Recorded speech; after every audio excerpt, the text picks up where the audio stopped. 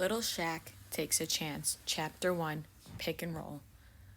Little Shaq and his cousin Barry pushed open the front door of Little Shaq's house. "Hi, Mom," Little Shaq called as they ran into the kitchen. "Hi, boys," said Mom. "How was the game?" Little Shaq and Barry had spent the afternoon at the rec center where they played basketball after school. "It was great," Little Shaq said. "I scored my first three-point shot." "Wow," said Mom, pulling him in for a hug. "I'm so proud of you." "It was awesome," said Barry.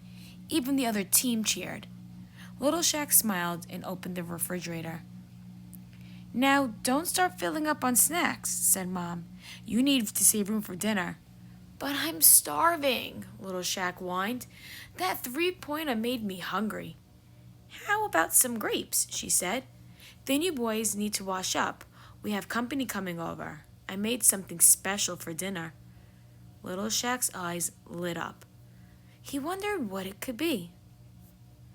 Maybe Mom made pizza with lots of cheese and toppings. Or maybe it was her famous fried chicken and creamy mashed potatoes. Little Shaq sniffed the air for a clue, but he couldn't smell a thing. Suddenly, Little Shaq's stomach made a loud gurgling noise. He laughed. "I can't wait for dinner." "Me neither," said Barry. "Pass the grapes." "Open up, Barry," said Little Shaq. He tossed a grape into Barry's mouth. 3 points, cried Barry. "Now let me try." "Okay, boys, move it along," said Mom. This is a kitchen, not a rec center." Little Shaq carefully slid the bowl of grapes across the counter to Barry.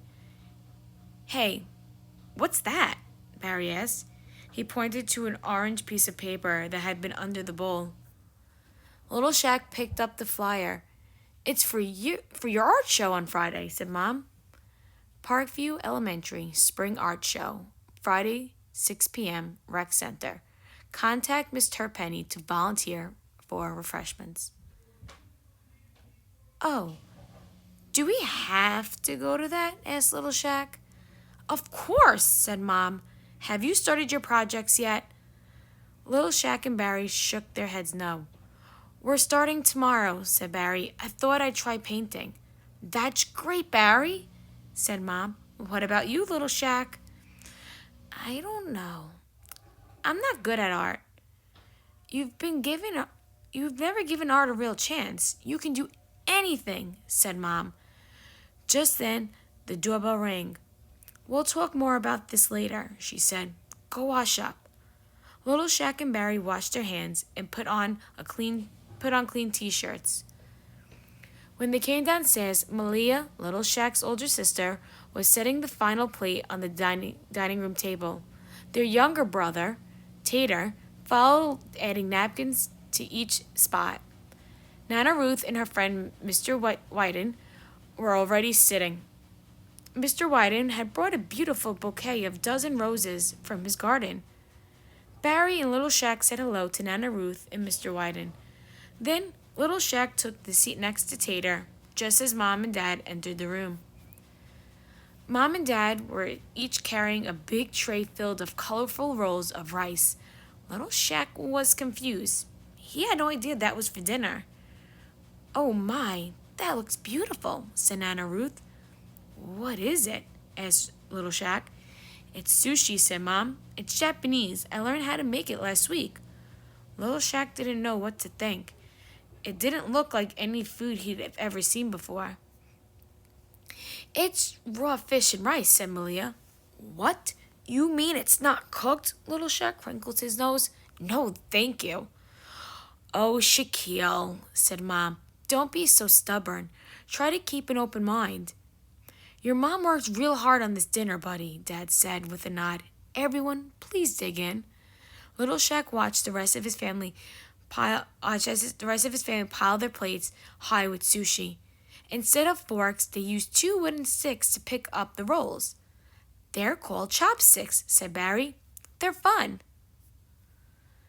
"You eat sushi?" asked Little Shaq. Barry nodded, swallowing a mouthful. "My favorites are the spicy ones." "Well, I'm not eating it," Little Shaq said, slumping in his chair. His tummy gurgled again. This is not a special dinner Little Shaq had hoped for.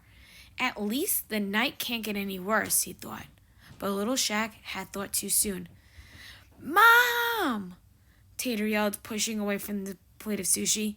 If Little Shaq isn't eating it, then I'm not either. Little Shaq could feel his cheeks get hot.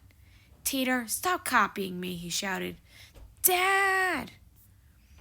Boys, this is what's for dinner, said Dad. You know the rule. If I don't like what's for dinner, I can make something myself, Little Shaq recited. That's right, Mom said Mom. And you can make Tater's dinner too. You know where the peanut butter and jelly are. Little Shaq slid off his seat and walked into the kitchen. Tater followed right behind him. Little Shaq took out a loaf of bread, a jar of crunchy peanut butter, and a jar of grape jelly. Little Shaq spread the peanut butter on one slice of bread and then jelly on the other. He squished the two slices together to make a sandwich. By the time he was done, he had made 2 piles of sandwiches, one for him and one for Tater. Let's go, Tater, Little Shaq said, handing him a plate of sandwiches. They headed back into the dining room and took their seats.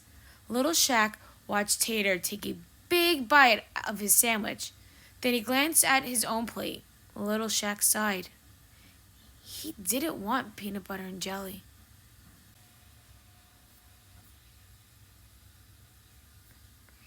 Around the table, everyone seemed to love Mom's dinner. Little Shaq thought he might have been too stubborn after all. The spicy sushi actually sounded pretty good. But when Little Shaq looked over at the sushi trays, he felt his tummy sink. They were empty.